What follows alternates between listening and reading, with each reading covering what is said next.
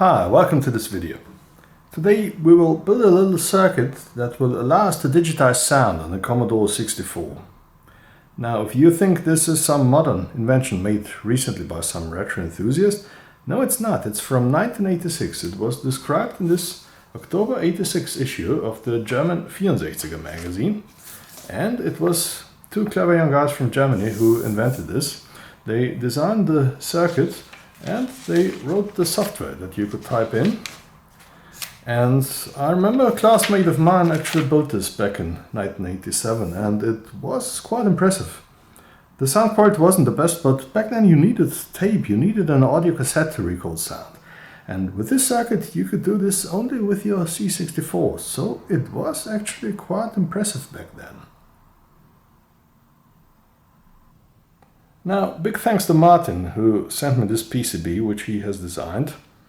We can compare this with the original board, which was of course printed in real size in the magazine, and we see that this one has become much smaller, being of course double-sided.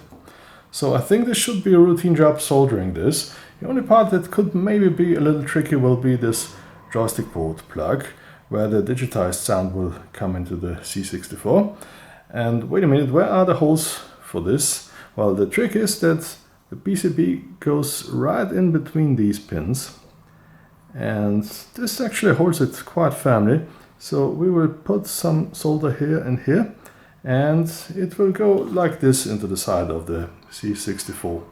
So I think we are ready to build it, and now let's heat up the soldering iron.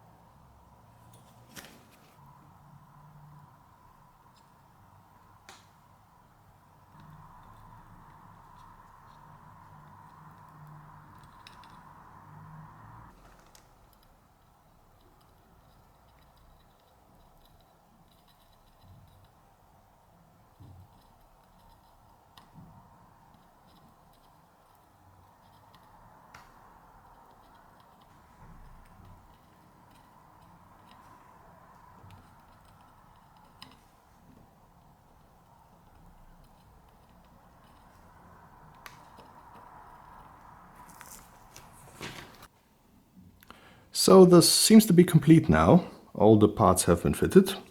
One thing I'd like to tell you is that when I checked all the solder joints again, I noticed that these 4 pins here were not touching the PCB at all.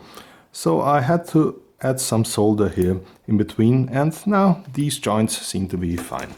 So I think we are now ready to try it out. So here it is, plugged into joystick port 2 of my Commodore 64, and I can tell you already that it's working. It requires some calibration that I did off camera, and I'll now show you how to use it. First we'll have to load the software. It's a basic extension called Speech Basic. We will now load it the usual way.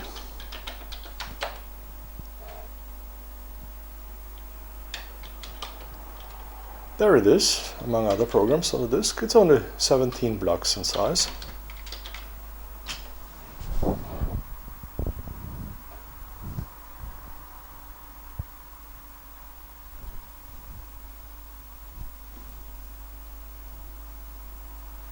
And we started by typing run. And here we see its welcome screen, and we notice that all characters are now displayed in lowercase, indicating that this basic extension is active. For the calibration, the first thing we need to do is we need to use a little screwdriver to put this potentiometer to its maximum position. And now, without any audio source connected, we type in the command here, speed 1. The screen is turned light blue now, and this indicates the 4th digitizing level. This is a 2-bit digitizer, and with 2 bits we can have 4 levels of turning an analog signal into a digital one. And we will now slowly reduce the resistor value of this potentiometer. And if everything is working fine, we should now see the 3 other colors. So we are now on level 4. And now I'm slowly reducing the value. And here we have level 3. And this is level 2. And this is level 1. And now I've reached the minimum value. To calibrate our digitizer, we will have to set the potentiometer to the value where it changes from level 2 to 3. So we will slowly increase the value again. We are currently on level 1. And this is level 2. And here we have reached level 3. And we will leave it on this position.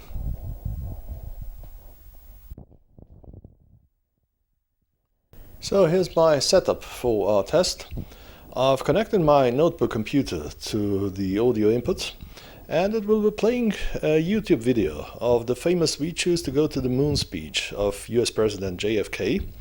And on the right we have this huge speaker so that we can properly hear the audio output, because this LCD TV has some truly terrible internal speakers. We will now type in "Here's speed 1" once again, and the digitizer will now be listening to the sound it's getting from the audio input, and we should hopefully be able to hear it. So let's do that, and let's start the video. We choose to go to the moon. We choose to go to the moon in this decade and do the other thing. Not because they are easy, but because they are hard. And what you just heard was already digitized sound coming from the C64. We will now type in "Here record speed 1", and the recording hasn't started yet. I'll start it later by pressing the space key. So I'll now start the video, and at the right time I'll start the recording by pressing space, and the software will record the sound until the memory gets filled up. So let's start the video. Fly the Atlantic. Why does Rice play Texas? We choose to go to the moon. We choose to go to the moon in this decade and do the other thing. Not because they are easy, but because they are hard. Because that goal will serve to organize and measure the best. So the memory is full now, and our sounds should now be in the memory of the C64. We can now listen to this recording by typing play or by pressing the F3 key and then return. We choose to go to the moon in this decade and do the other thing. Not because they are easy, but because they are hard. Now, by no means do I want to make fun of this speech, but let's just try the following. Just for demonstration purposes, we will let him say the word moon 3 times. And to do this, we need to identify words. And I'll now show you how to do this. A word is a segment of the recording. It must not be exactly one spoken word. It can be 2 or 3 words. It can be 1 or 2 seconds of music. And a word always has a start address and an end address. And the trick is, when we play our recording, We choose to go to the moon in this decade and do the other thing. we can stop playback by pressing the restore key, and it will then show us the exact memory location at which we stopped playback. And this will help us to identify the start and end positions of our word. And now let's try that. For the word moon, I'll now try to stop playback just before he says the word moon.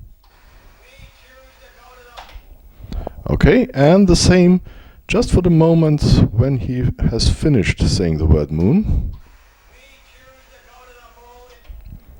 Okay, here we have the 2 memory addresses, and now let's make blocks of it. Okay, off camera I did some minor adjustments to these memory locations for perfect timing, and now the command to define a word is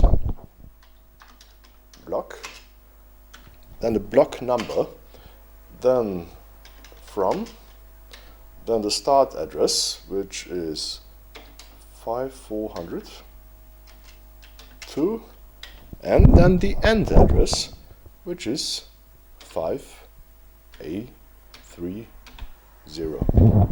Okay, and now we can play this block.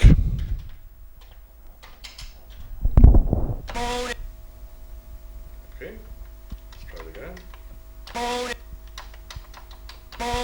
Okay, and now we have the word moon in this block 1.